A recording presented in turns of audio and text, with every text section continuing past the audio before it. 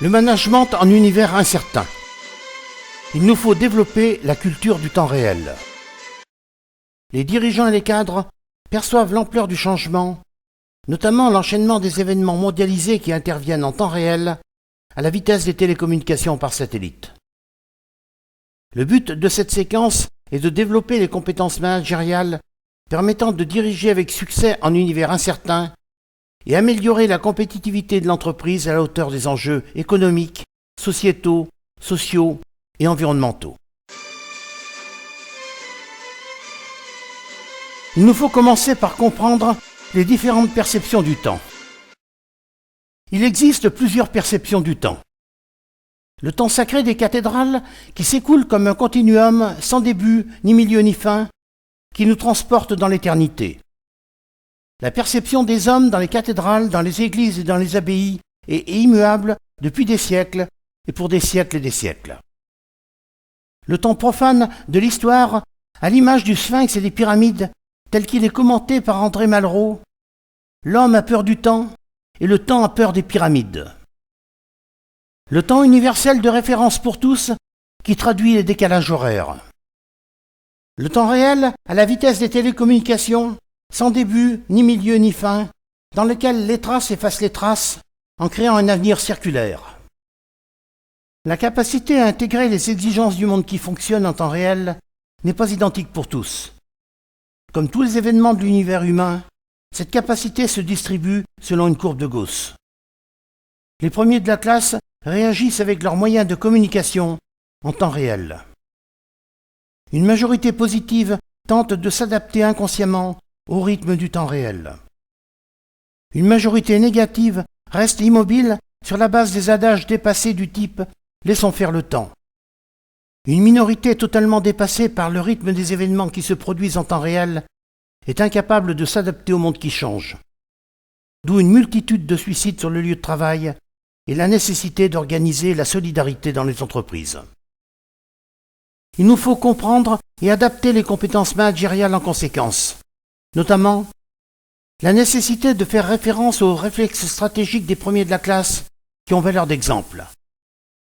L'utilité de l'autodiagnostic qui permet de prendre conscience de la réalité des compétences et de la compétitivité de l'entreprise afin de les améliorer. L'intérêt à développer des principes de solidarité et d'entraide pour sauver les personnes désespérées qui ne parviennent pas à s'adapter au rythme du monde qui change. Il nous faut corriger les écarts de compétences managériales. Les dirigeants et les cadres définissent les deux fondements des compétences managériales. Premièrement, davantage d'ouverture aux réalités de la mondialisation et aux réflexes stratégiques de tous ceux qui savent développer des forces compétitives pour s'adapter au monde qui change. Deuxièmement, davantage de mobilisation des parties prenantes sur la base d'une vision partagée de la compétitivité et de la nécessité de s'adapter au monde qui change.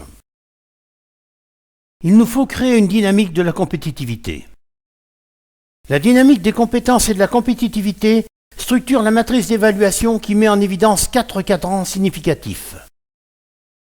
En X, une approche qui varie sur une échelle allant de l'incompétence, caractérisée par une attitude fermée loin des réalités, jusqu'à la compétence caractérisée par une attitude ouverte aux références et à la reconnaissance du talent des autres. En Y, une mobilisation et un déploiement qui varient sur une échelle allant de la conduite de l'action tout seul, caractérisée par un comportement de maître après Dieu, jusqu'à l'action tous ensemble, parce que l'union fait la force. La matrice d'évaluation des compétences et de la compétitivité met en évidence les 4 champs qui caractérisent les dirigeants. Le champ des attardés ont le nez dans le guidon et agissent tout seuls comme s'ils étaient maîtres après Dieu. Ils se situent hors du temps réel, ils sont fermés aux évolutions, ils sont immobiles et pensent que c'est le monde qui doit s'adapter à eux et non l'inverse. Ils sont égocentriques, ils ne respectent rien sauf eux-mêmes, etc. Le champ des mercenaires sont ouverts aux opportunités pouvant aller jusqu'à une attitude sans foi ni loi. Ils sont très actifs et empreints des exigences du temps réel. Ils contrôlent les entrées et les sorties. Ils sont affûts du talent des autres pour se l'approprier. Ils cherchent à ressembler aux meilleurs, etc. Le champ des sectaires, avec un esprit tribal et patriarcal, agissent tous ensemble. Ils pensent et ils agissent comme dans une secte, derrière un gourou, et dans le monde fictif et souverainiste qui arrange les intérêts du chef. Le champ idéal des leaders ont une approche globale et une capacité à mobiliser autour d'une vision partagée. Ils ont toutes les qualités pour réagir en temps réel, faire partager une vision réaliste du monde, agir en leader pour mettre l'avenir en perspective, faire vivre collectivement la culture de l'entreprise orientée client, faire converger les intérêts particuliers vers un intérêt général bien compris par tous. Ainsi, toutes les compétences managériales requises pour assurer la compétitivité de l'entreprise peuvent être évaluées au regard des réflexes stratégiques des dirigeants qui figurent sur le podium mondial de la compétitivité. Avec la notation en X% qui mesure le niveau de l'approche au regard des réflexes stratégiques des meilleurs, avec la notation en Y% qui mesure le niveau de déploiement de l'approche et de mobilisation des parties prenantes concernées. Chaque point d'évaluation est constitutif du profil de compétence et de compétitivité de l'entreprise. Le nuage de points obtenu par l'autodiagnostic permet de construire le profil de compétence et de compétitivité de l'entreprise. G1 est le centre de gravité du nuage de points. Ses coordonnées X% et Y% permettent de calculer l'indice de compétitivité de l'entreprise. Par exemple, les coordonnées de G1 sont X% égale 35% et Y% égale 35%, alors l'indice de compétitivité de l'entreprise est de 350 points sur un total de 1000 points. L'indice de compétitivité des meilleures entreprises est au plus de 850 points. Les dirigeants et les cadres décident de corriger leurs écarts de compétences managériales. Ils procèdent à l'autodiagnostic de leur vision, c'est-à-dire de leur compréhension du monde dans lequel nous vivons, afin de prendre conscience de la réalité de leurs compétences et de la compétitivité de leur entreprise. Ils identifient les plans d'action potentiels pour réduire les écarts de compétences et de compétitivité avec les meilleurs. Comment ? Les dirigeants et les cadres apprennent à diriger en univers incertain.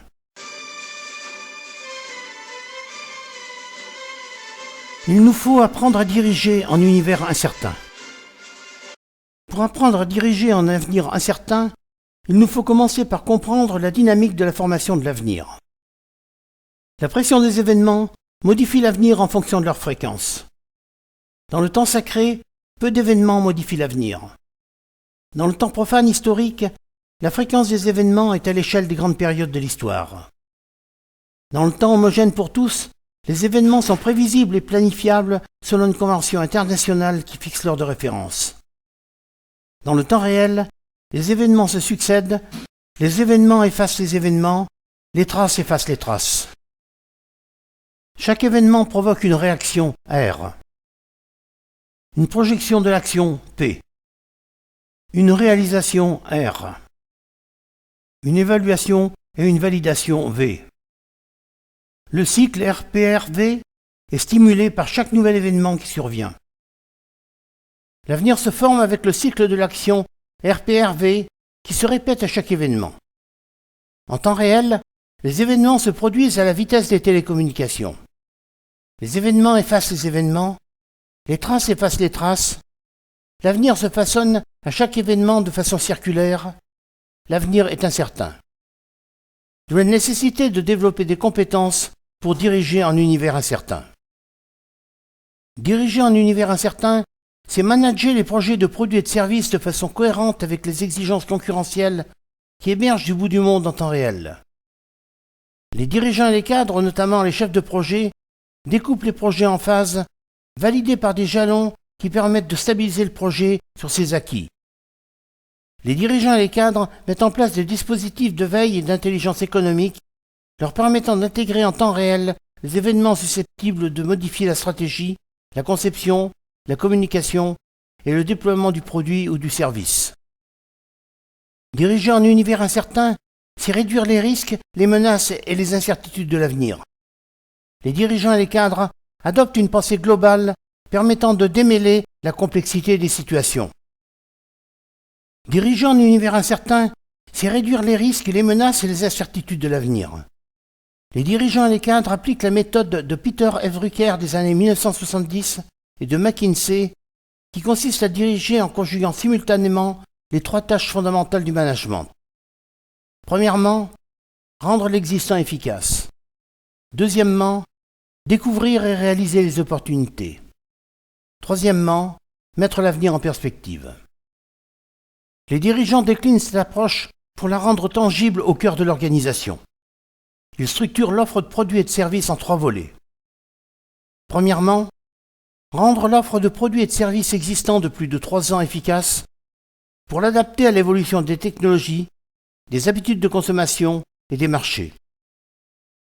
Deuxièmement, réaliser les opportunités de marché de la mondialisation dans 180 pays.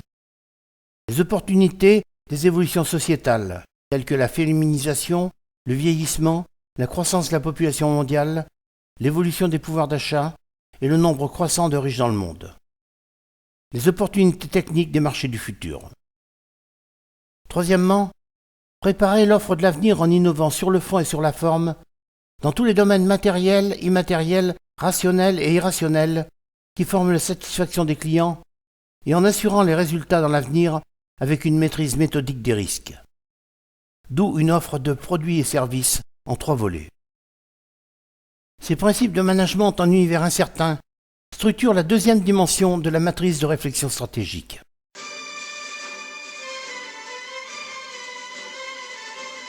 Déployer un leadership exemplaire, c'est activer toutes les compétences managériales pour faire vivre une culture de l'entreprise en mobilisant les parties prenantes sur la base d'une vision partagée qui repose sur le modèle économique de référence, avec la vision, la mission, l'offre, la stratégie, l'organisation, l'offre sur le marché, le déploiement de l'offre, la création de valeur. D'où la nécessité de traduire ce modèle économique de référence en une seule et même représentation mentale de l'entreprise pour toutes les parties prenantes. Les dirigeants et les cadres établissent une seule et même représentation mentale de l'entreprise en procédant à la cartographie des processus de façon cohérente avec le modèle économique de référence, les 8 principes fondamentaux de la compétitivité, la séparation du flux des coûts et du flux des revenus qui ne correspondent ni aux mêmes finalités ni à la même logique. La cartographie des processus repose sur les processus de pilotage de l'entreprise avec la vision, la mission, l'offre, le plan stratégique triennal. Les processus de support avec l'organisation de l'entreprise. Les processus de mise à disposition de l'offre sur le marché avec une réduction relative des coûts dès la conception. Les processus de déploiement de l'offre à l'international avec l'optimisation de la satisfaction des clients et de la compétitivité de l'entreprise au mieux des intérêts mutuels. Les processus d'optimisation de la création de valeur en faisant converger les intérêts particuliers des parties prenantes vers un intérêt général bien compris par tous.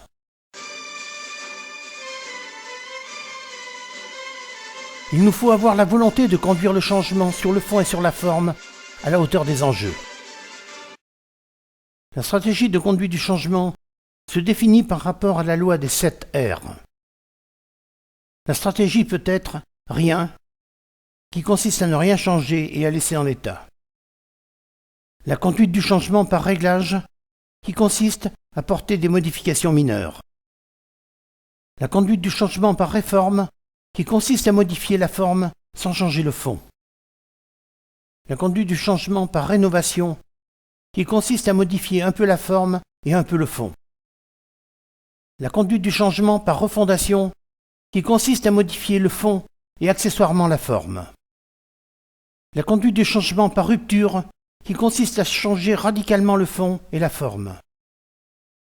La conduite du changement par évolution, qui consiste à changer le fond et la forme de façon fondamentale, radicale et spectaculaire.